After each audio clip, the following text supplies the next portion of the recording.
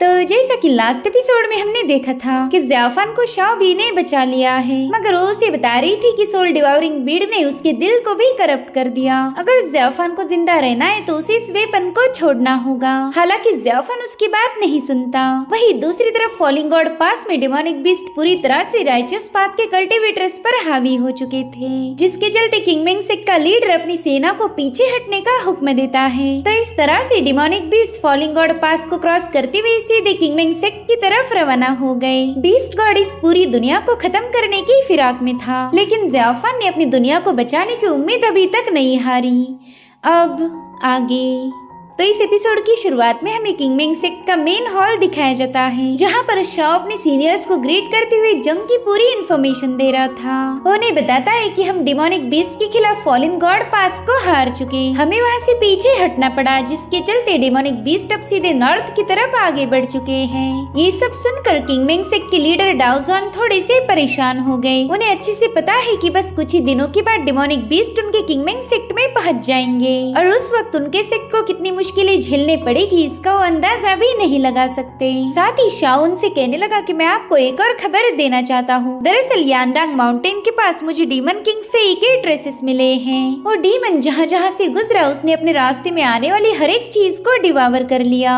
जमीनों में काफी बड़े बड़े क्रैक्स पड़े हैं, पानी के झरने पूरी तरह से सूख चुके। उन माउंटेन्स को देखकर ऐसा लगता है कि मानो किसी ने उनकी जिंदगी को पूरी तरह से निचोड़ लिया हो। ये सब सुनकर टियानी टेम्पल के लीडर कहने लगे कि हाँ, मैंने भी इस डीमन किंग के बारे में सुन रखा है। जहाँ तक मुझे पता है कि डीमन किंग फेई काफी ज्यादा भयानक है। अगर आगे चलकर डेमोनिक बीस्ट की टाइड्स भी पीछे हट गई तो भी ये डीमन पीछे नहीं हटेगा। इनफैक्ट हम डेमोनिक बीस्ट के खिलाफ जीत हासिल कर सकते हैं, लेकिन फेई के खिलाफ जीत हासिल करना काफी ज्यादा मुश्किल होगा। वो मानव जाति को पूरी तरह से डिस्ट्रॉय करने की ताकत रखता है। उतने में ही किंगमेंग सेक्ट के लीडर डाओजॉन कहने लगे कि कॉमन लोगों को बचाना ही हमारी जिम्मेदारी है। जिसके बाद वो अपने फेवरेट डिसाइपल जी और जिंग को भी सामने बुला लेते हैं। उन सबसे कह रहे थे कि तुम्हें अब एक बहुत बड़ी जिम्मेदारी को उठाना होगा। मैं चाहता हूँ कि तुम टियानिन टेम्पल और फेनशांग वैली के लोगों के साथ मिलकर उस डिमोनिक बीस्ट को खत्म कर दो।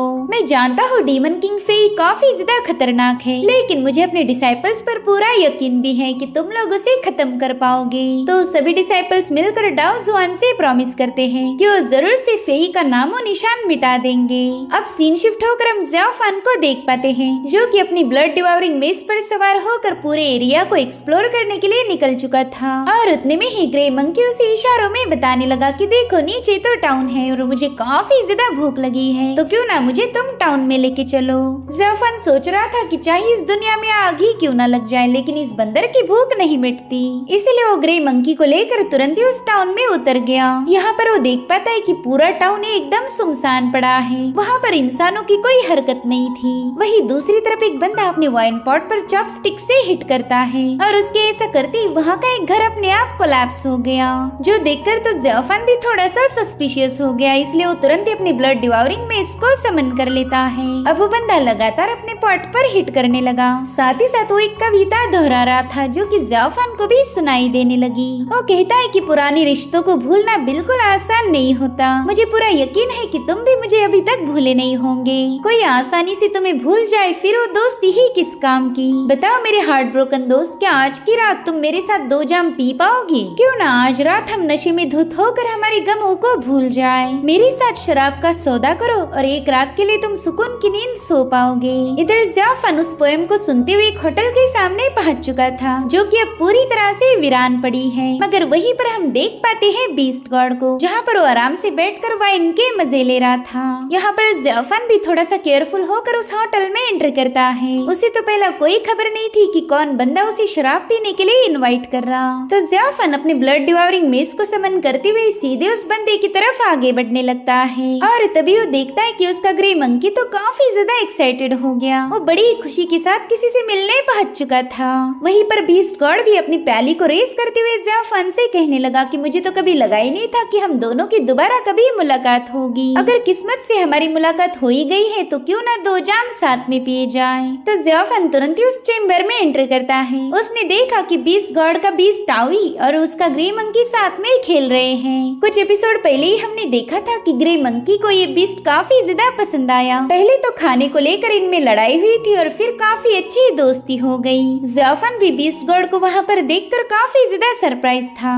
उसे कभी लगा ही नहीं था कि उन दोनों की दोबारा से मुलाकात होगी। अब सीन शिफ्ट होकर हम सो डीमन, एल्डर जाओ और जियांजू को देख पाते हैं। ये लोग भी उसी टाउन में आ गए थे जहाँ पर ज़्याफान और बीस्ट गॉड है। यहाँ पर ये लोग एक मेमोरियल हॉल में पहुँच चुके थे जहाँ पर मरे हुए लोगों की टैबलेट्स रखी है। जियांजू उनके सामने ग्रीट करते हुए कहने लगी कि फादर देखिए हम आपसे मिलने आ गए। साथ ही साथ उस मेमोरियल टैबलेट के सामने अपनी रिस्पेक्ट पेश करती है और वहीं पर सो डीमन को उस जगह में कोई गड़बड़ी महसूस होने लगी। तो तुरंत ही जियांजू के पास आकर उसे बताने लगा कि यहाँ पर कुछ तो जरूर है। मुझे ऐसा लगता है कि यहाँ की शैडोज में कोई छुपा हुआ है और अब इस जगह को विजिट करके हमने उसे पूरी तरह से डिस्टर्ब कर दिया। पता नहीं अब हमें किसका मुकाबला करना पड़ेगा। वहीं पर हम देख पाते हैं कि उस जगह पर काफी सारे क्रोज जमा हो रहे हैं। जो देख जियांजू तुरंत इन दोनों से कहते कि हमें यहाँ से भागना पड़ेगा और कोई पीछे मुड़कर नहीं देखेगा। लेकिन जैसे ये लोग वहाँ से भाग निकले वहाँ का डोर अपने आप बंद हो गया। सो डीमन उसे ओपन तो करता है लेकिन ये लोग दोबारा से उसी हॉल में पहुंच चुके थे।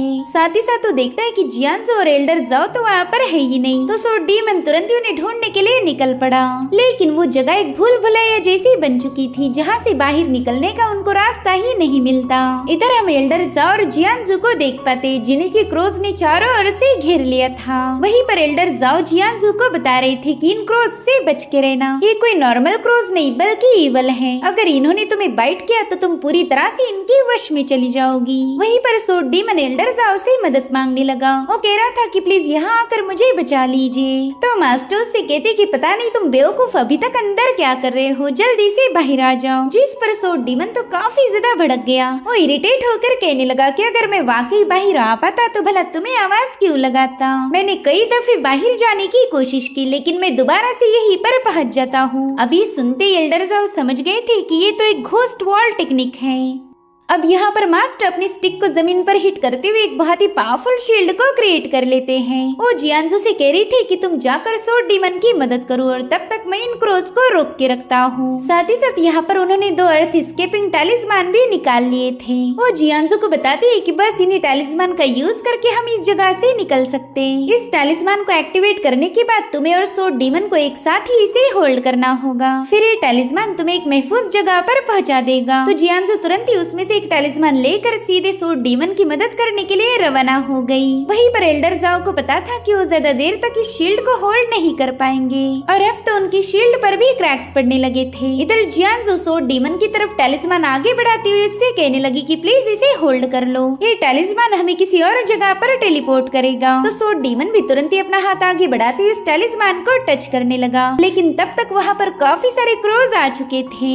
इधर मास्टर को लग रहा था कि अब इन दोनों ने उस टैलिस्मान को होल्ड किया होगा। दोनों ने फटाफट से एक स्पेल की मदद से दोनों टैलिस्मान को एक्टिवेट कर दिया जिसके चलते वो एक सेफ जगह पर टेलीपोर्ट हो गए थे। वो चैन की सांस लेते हुए कह रहे थे कि बाप रे आज तो हम बाल बाल बच गए, नहीं तो पता नहीं कौन सी मुसीबत का सामना करना पड़ता। लेकिन तभी उन्होंने देखा कि वहाँ पर जियांजू और सो डीमन नहीं बल्कि वो टैलिस्मान लेकर एक कौवा उनके साथ टेलीपोर्ट हो गया था। मास्टर इरिटेट होकर कहने लगे कि ओ नो, मैंने तुम्हें थोड़ी ना बुलाया था, पता नहीं तुम यहाँ पर क्यों आ गए। अब सीन शिफ्ट होकर हम शाओ को देख पाते जो कि ज़्याफान के पुराने मास्टर वांग टियान से मिलने आए थे। मास्टर टियान उससे पूछते कि बताओ शाओ यहाँ पर तुम्हारा आना कैसे हुआ। तो शाओ जवाब देता है कि दरअसल सेक्ट लीडर डाओ जुआन ने मुझे यहाँ भेजा था। वो आपसे डाजो पिक पर मौजूद हेवनली मिस्ट्री सील के बारे में जानना चाहते हैं। अब ये सुनकर मास्टर टियान भी थोड़े से हैरान हो गए। वो कहते हैं कि जहाँ तक मुझे पता है हेवन मिस्ट्री सील पूरी तरह से इंटैक्ट होगा, लेकिन हमने बाकी के 5 पिक से भी इसके बारे में पूछना चाहिए। तो शाओ ने बताने लगा कि दरअसल डाओ जुआन आपकी काफी ज्यादा रिस्पेक्ट करते हैं। वो अच्छे से जानते हैं कि अगर हेवनली मिस्ट्री सील को कुछ हो गया तो आप उसे हैंडल कर लोगे। और रही बात बाकी के 5 पिक्स की, तो आपसे मुलाकात होने के बाद मैं उनसे भी मिलने जाने वाला हूँ। यहाँ पर मास्टर टियान कह रहे थे कि हेवनली मिस्ट्री सील हमारे लिए काफी ज्यादा इम्पोर्टेंट है। साथ ही साथ मैं ये भी जानता हूँ कि डिमोनिक बीस्ट के साथ हमारी ये बैटल काफी ज्यादा खतरनाक होगी। इनफैक्ट सभी लिविंग बींग्स का भविष्य इस बैटल पर निर्भर करेगा। तो अगर ब्रदर डाउजुआन इस बैटल को जीतने के लिए अपना पूरा दम लगाना चाहते तो मैं उनके खिलाफ नहीं जाऊंगा, लेकिन मैं चाहता हूँ कि तुम मेरा एक मैसेज सेक्ट लीडर डाउजुआन तक पहुँचा देना। उन्हें बताओ कि हमारे किंगमिंग सेक्ट में टोटल 7 पिक्स है। 7 पिक्स के मास्टर मिलकर उस हेवनली मिस्ट्री सील को प्रोटेक्ट करते आए। उस सील ने 10,000 सालों से हमारे सेक्ट को प्रोटेक्ट किया, चाहे कोई इवल एनर्जी कितनी ही ज्यादा भयानक क्यों ना हो। हेवनली मिस्ट्री सील उसे आसानी से सप्रेस कर सकता है, लेकिन अगर वो एक बार रिमूव हो गया तो फिर हमारा सेक्ट खतरे में पड़ जाएगा। वो इवल पावर जो 10,000 सालों से सप्रेस थी वो अचानक से अनलीश हो जाएगी। फिर तो सेक्ट लीडर डाउजुआन की एंशिएंट जूशियन सोर्ड भी उसे रोक नहीं सकती। इतना ही नहीं, अगर डाउजुआन ने उस सोर्ड का यूज करते हुए इवल का सामना किया तो उनके कल्टीवेशन की फाउंडेशन पूरी तरह से डैमेज हो जाएगी, या फिर ऐसा भी हो सकता है कि वो पूरी तरह से किसी इवल के पोजीशन में चले जाएं। इसीलिए तुम जाकर ब्रदर डाउजुआन को बता दो कि हेवनली मिस्ट्री सील को हटाने से पहले एक बार फिर से सोच ले। अगर वो सील हट गया तो फिर हम वापस से सब कुछ नॉर्मल नहीं कर पाएंगे। तो शाओ उनसे प्रॉमिस करता है कि वो जरूर से ये पैगाम अपने मास्टर तक पहुंचा देगा। अब सीन शिफ्ट होकर हम ज़ेफ़ान और बीस्ट गॉड को देख पाते हैं, जिन्होंने चीयर्स करते हुए एक एक प्याली गटक ली थी। बीस्ट गॉड ज़ेफ़ान से कहने लगा कि पिछली बार हमें दिल खोलकर पीने का मौका ही नहीं मिला, लेकिन आज हम कोई कसर नहीं छोड़ेंगे। और फिर वो एक और प्याली भर के ज़ेफ़ान की तरफ पास कर देता है और ज़ेफ़ान को बता रहा था कि इस टाउन के सभी लोग डिमोनिक बीस्ट से डर के भाग चुके हैं। तो फिर बताओ मेरे छोटे भाई, तुम ऐसी खतरनाक जगह पर क्यों आए? जिस पर ज़ेफ़ान कहने लगा कि जो लोग अपनी जान बचाकर भागे थे उनके लाइफ में ऐसा कुछ तो जरूर होगा जिसे वो बिल्कुल खोना नहीं चाहते। उनकी जिंदगी खूबसूरत होगी इसलिए वो उसे बचाना चाहते हैं, लेकिन मेरे पास तो अपनी लाइफ को बचाने के लिए कोई वजह नहीं। जो सुनते ही बीस्ट गॉड को काफी ज्यादा हंसी आने लगी। वो अपनी प्याली उसकी तरफ रेज करते हुए कहने लगा कि इसके पीछे दो वजह हो सकती है। पहली तो ये कि तुम मरना चाहते हो और दूसरी ये कि तुम्हें मौत से डर नहीं लगता। तो ज़ेफ़ान वाइन का एक मटका उसकी तरफ पास करते हुए पूछने लगा कि तुम बताओ तुम यहाँ पर क्यों आए, क्या तुम्हें मौत से डर नहीं लगता? जिस पर बीस्ट गॉड कहता है कि ना, मैं तो बस यहाँ से गुजर रहा था तो मैंने सोचा क्यों ना यहाँ पर थोड़ी सी वाइन पी जाए। मैं तो यहाँ पर बस सुकून की 2 पलों की तलाश में आया था। जिस पर ज़ेफ़ान कहने लगा कि अगर मैं ये बताऊँ कि मेरे मंकी को भूख लगी थी और उसी के लिए मैं यहाँ आया तो क्या तुम मुझ पर यकीन कर लोगे? तो बीस्ट गॉड उससे कहता है मेरे छोटे भाई, भला मैं तुम्हारी बातों पर यकीन क्यों नहीं करूँगा? जहाँ तक मैं जानता हूँ मुझसे झूठ बोलने की तुम्हारे पास कोई वजह नहीं। खैर हमारी लाइफ तो पहले ही काफी ज्यादा तन्हा हो चुकी। अगर ऐसे में किसी सुनसान विलेज में तुम्हारे जैसा ही कोई दिल टूटा हुआ बंदा वाइन पीने के लिए मिल जाए तो क्या ही कहने। वहीं पर हम देख पाते हैं कि ग्रे मंकी अपना खाना उस टावी बीस्ट को दे रहा था। इससे हमें पता चलता कि ग्रे मंकी उस बीस्ट को कितना ज्यादा पसंद करता है। वहीं पर बीस्ट गॉड भी ज़ेफ़ान से मिलकर काफी ज्यादा खुश था। वो खुशी से झूमते हुए कहने लगा कि भाई आज तो हम 100 प्यालियां जरूर पियेंगे, और हाँ जब तक तुम्हारी 100 प्याली ना हो तुम पीछे नहीं हट सकते। तो ज़ेफ़ान भी इसके लिए राजी हो गया। बीस्ट गॉड उससे कह रहा था कि भाई ये दुनिया तबाही की कगार पर है, यहाँ के सभी लोग अपनी जान बचाने में लगे हुए हैं, लेकिन तुम हो कि तुम्हें खुद की कोई फिक्र ही नहीं। तो क्यों ना तुम मेरे साथ फॉलिंग गॉड पास चलो। जिस पर ज़ेफ़ान कहता है कि फॉलिंग गॉड पास, अरे वो तो वही जगह है ना जहाँ पर राइचस पाथ के लोगों ने डिमोनिक बीस्ट का मुकाबला किया था। तो बीस्ट गॉड कहता है हाँ बिल्कुल, मैं उसी जगह का जिक्र कर रहा था। तो ज़ेफ़ान उससे कहने लगा कि सेंट्रल लैंड्स में पूरी तरह से क्योस मचा है। मैं जानता हूँ तुम्हें भी मेरे जैसा ही अपनी जिंदगी से कोई लगाव नहीं, लेकिन बस मौत के लिए इतनी जल्दबाजी दिखाना सही नहीं रहेगा। जो सुनते ही बीस्ट गॉड को हंसी आने लगी। वो कहता है कि मुझे अपनी जिंदगी से काफी ज्यादा लगाव था, लेकिन मैं जिसके साथ अपनी जिंदगी गुजारना चाहता हूँ वो अब इस दुनिया में नहीं रही। मैं बस उसके लिए एक आखिरी चीज करना चाहता हूँ और वो है खुद को मार देना। अगर मैं मारा गया तो उससे दोबारा से मिलने का मौका मिलेगा जिसे मैं बिल्कुल गंवाना नहीं चाहता। उसकी बातें सुनकर ज़ेफ़ान भी अपने दोस्तों को मिस करने लगा। वो अपने आखिरी दिनों में अपने दोस्त, अपनी फैमिली और प्यार के लिए कुछ न कुछ करना चाहता है। यहाँ पर ज़ेफ़ान को फील हो रहा था कि शायद उसने खुद को मारने से पहले उन्हें बचाना चाहिए। अगर वो इस कैटास्ट्रॉफी को रोक ले तो उसके अपने लोग महफूज हो जाएंगे, फिर ज़ेफ़ान को मरने का भी कोई गम नहीं होगा। जिसके बाद वो बीस्ट गॉड से कहता है कि चलो यहाँ की वाइन भी खत्म हो गई, अब पता नहीं हमारी मुलाकात कब होगी, तब तक के लिए मुझे इजाजत दीजिए। अब ज़ेफ़ान के वहाँ से जाने के बाद बीस्ट गॉड कह रहा था कि छोटे भाई जब अगली बार हमारी मुलाकात होगी तब शायद तुम मुझे दोस्त ना समझकर दुश्मन समझो। हम कभी भी एक साथ बैठकर वाइन के मजे नहीं ले पाएंगे। दरअसल यहाँ पर ज़ेफ़ान को कोई आइडिया नहीं था कि जिस बंदे के साथ वो अपना गम बांट रहा है वो कोई मामूली सा कल्टीवेटर ना होकर इस कैटास्ट्रॉफी की वजह है। उसका यही हार्ट ब्रोकन फ्रेंड इस दुनिया के अंत का कारण बनेगा। आप सीन शिफ्ट होकर हम एल्डर जाओ को देख पाते हैं, जिन्हें उस जगह पर किसी के होने का एहसास हुआ था। और तभी एक दरवाजा उनके सामने अचानक से ओपन हो गया, जो देख एल्डर जाओ कहने लगी कि मेरे ख्याल से आप घोस्ट पाथ के कोई पावरफुल कल्टीवेटर हो। पता नहीं आपके जैसा पावरफुल बंदा मेरे जैसे मामूली फॉर्चून टेलर से मिलना क्यों चाहता है। और फिर मास्टर ने देखा कि वहाँ पर कोई पर्सन नहीं, बस उसकी एक परछाई थी। वो शैडोज से कहती है कि मुझे बार बार किसी को इनवाइट करना बिल्कुल अच्छा नहीं लगता। अब मैंने तुम्हारे लिए डोर ओपन किया है तो क्यों ना तुम मुझे ज्वाइन करो।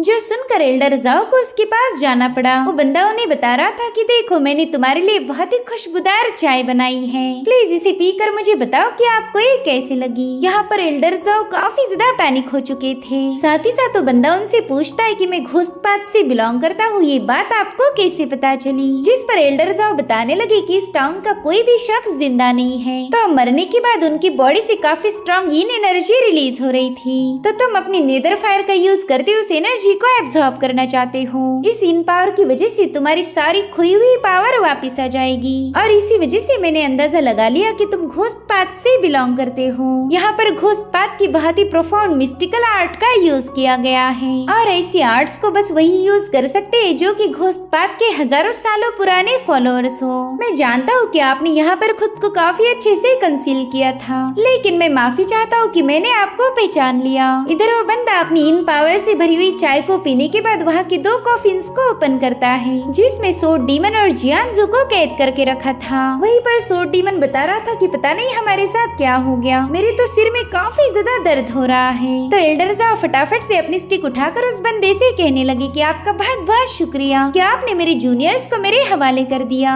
अब प्लीज हम लोगों को यहाँ से जाने की इजाजत दीजिए। जिसके बाद तुरंत ही जियांजू का हाथ पकड़कर दरवाजे की तरफ जाने लगे। वहीं पर सोड डीमन देखता है कि यहाँ पर तो कोई है ही नहीं, फिर ये बुड्ढा किससे बात कर रहा होगा। और तभी वहाँ के सारे डोर 1 बाय 1 अपने आप बंद होने लगे। तब तक ज़ियाफान भी उसी घर के पास पहुँच जाता है, और यहाँ पर ज़ियाफान को काफी स्ट्रॉन्ग इन पावर नजर आई। वो कह रहा था कि ये तो मरे हुए लोगों की बॉडी की एनर्जी है, मगर इसने तो कब का ही वैनिश हो जाना चाहिए था। इधर मास्टर ने जैसे तैसे वो डोर ब्रेक करके वो लोग बाहर आ गए, मगर वो देखते ही कि वहाँ का तो हर एक दरवाजा बंद है। साथ ही साथ उन्हें उस ईवल बंदे की आवाज आने लगी, जो कि कह रहा था कि तुमने यहाँ आकर बेवजह मुझे डिस्टर्ब किया, अब तो मैं तुम तीनों को खत्म करूंगा। और फिर अचानक से वहाँ पड़े कॉफिन से कई सारे मरे हुए लोग बाहर आने लगे। सो डीमन उन मरे हुए लोगों को दोबारा से मारने की कोशिश करता है, मगर उन पर उसके अटैक का कोई असर नहीं हो रहा था। तो एल्डर जाओ ने तुरंत ही अपने एक टैलिस्मान का यूज करके उस बंदे को रोक लिया। साथ ही साथ उन्होंने वहाँ पर कई सारे टैलिस्मान भी समन कर लिए थे।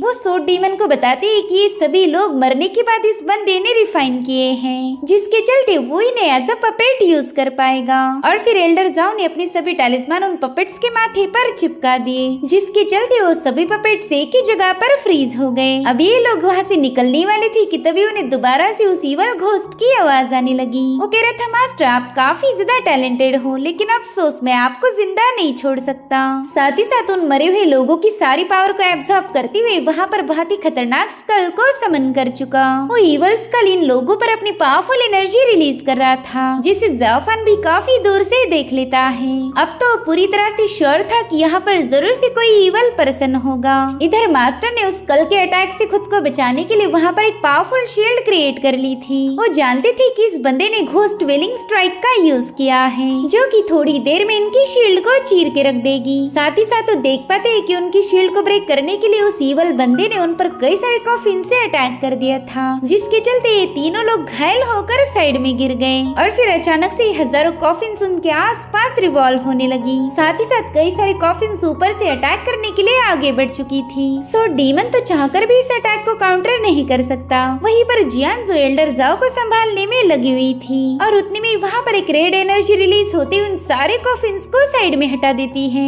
दरअसल ज़ियाफान वहाँ पर आ चुका था। ज़ियाफान एल्डर जाओ से कह रहा था कि पता नहीं आप मरने का नाटक क्यों कर रहे हो, अगर अगर ऐसी नौटंकी करते रहोगे तो रियल में मारे जाओगे। जो सुनते ही एल्डर जाओ ने अपनी आंखें खोल ली। वो कह रही थी, बच्चे मैं तुम्हारी काइंडनेस के लिए तुम्हारा शुक्रिया अदा नहीं करूँगा, क्योंकि तुम्हें ऑलरेडी पता है कि मैं तुम्हारी इस मदद के लिए कितना ज्यादा ग्रेटफुल हूँ। वैसे मुझे एक बात समझ नहीं आ रही कि तुम बियाओ को गार्ड करने की बजाय यहाँ पर क्यों आ गए। जिस पर ज़ाफन कहता है कि हाँ मुझे भी आपकी एक बात समझ नहीं आ रही, आप अपने उस भयानक टेम्पल को छोड़कर इधर उधर क्यों भटक रहे। और अब देखते ही देखते वहाँ पर कॉफिन्स का एक बहुत बड़ा टोर्नेडो क्रिएट हो गया था। साथ ही साथ ज़ाफन को उस ईवल घोस्ट की आवाज आने लगी। वो ज़ाफन से कह रहा था कि हम दोनों भी डेमोनिक सेक्ट के मेंबर्स हैं, इसीलिए मेरा तुम्हें खत्म करने का कोई इरादा नहीं, लेकिन मैं इन तीनों को जिंदा नहीं छोड़ूंगा। जिस पर ज़ाफन कहने लगा कि तुमने बहुत ही powerful in gathering spirit breaking formation setup किया है, और वो भी सिर्फ इन 3 कमजोर लोगों को मारने के लिए। पता नहीं तुम 3 चूहों को मारने के लिए एक माउंटेन का यूज क्यों कर रहे हो। खैर अब मैं यहाँ आ ही गया हूँ तो इन लोगों को जरूर बचाऊंगा। जिसके बाद ज़ाफन अपनी डिमोनिक हैंड का यूज करते हुए इस पावरफुल फॉर्मेशन से इन लोगों को बचाने लगा। तभी एल्डर जाओ से बताते हैं कि अगर हमें इसकी रियल बॉडी मिल गई तो हम आसानी से इस फॉर्मेशन से निकल सकते हैं, लेकिन उसके लिए मुझे थोड़ा सा डिविनेशन करना होगा, तभी जाकर मैं इसकी रियल बॉडी को फाइंड आउट कर सकता हूँ। और फिर एल्डर जाओ अपनी डिवाइन पावर का यूज करते हुए वहाँ पर एक फॉर्मेशन सेटअप कर लेते हैं, जिसकी मदद से उस ईवल घोस्ट की बॉडी को चेक करने लगे। वहीं पर ज़ाफन उन कॉफिन्स को रोकने में लगा हुआ था। वहीं पर सो डीमन भी उन पर होने वाले अटैक को डिस्ट्रॉय करने लगता है। साथ ही वो एल्डर जाओ पर भी नजर रखे हुए था। वो उनसे पूछता है कि क्या आप वाकई उसकी बॉडी ढूंढ पाओगे या दोबारा से नौटंकी कर रहे। मुझे तो आपकी किसी भी बात पर यकीन नहीं होता, अगर हम आपके भरोसे रहे तो शायद यहीं पर मारे जाएंगे। और उतने में ही एल्डर जाओ ने उस बंदे की बॉडी को लोकेट कर लिया। वो तुरंत ही ज़ाफन को उसकी डायरेक्शन बता देते हैं, तो ज़ाफन फटाक से उसी दिशा में रवाना हो गया। हालांकि उस पर काफी सारे कॉफिन से अटैक हो रहे थे, मगर उन्हें जैसे तैसे डॉज करते हुए ज़ाफन सीधे हॉल में पहुंच जाता है। वहाँ पर ज़ाफन सीधे एक मेमोरियल टैबलेट पर अटैक कर देता है, और उसके ऐसा करते ही वो इल्यूजन ब्रेक हो गया। अब इन लोगों का रास्ता साफ होते ही एल्डर जाओ उन दोनों को लेकर वहाँ से भाग निकले, मगर ज़ाफन अभी भी उसी हॉल में फंसा हुआ था। और तभी वहाँ की दीवार ब्रेक होने के बाद एक बंदा ज़ाफन के सामने आ जाता है। वो उससे कह रहा था कि क्या वाकई तुम उन 3 लोगों को बचाने के लिए मुझसे दुश्मनी मोल लोगे? क्या तुम्हें पूरा यकीन है कि तुम उन तीनों को बचा पाओगे? जिस पर ज़ाफन कहता है कि जब तक मैं जिंदा हूँ तुम उन तीनों का कुछ भी बिगाड़ नहीं सकते। तो बंदा तुरंत ही उसके सामने जाकर खड़ा हो गया। वो ज़ाफन से कह रहा था कि चलो दिखाओ तुम्हारे पास कौन सी एबिलिटीज है, क्या वाकई तुम मेरा मुकाबला कर पाओगे। और इसी के साथ एपिसोड यहीं पर एंड हो जाता है। Thank you so much for watching. Bye bye, take care.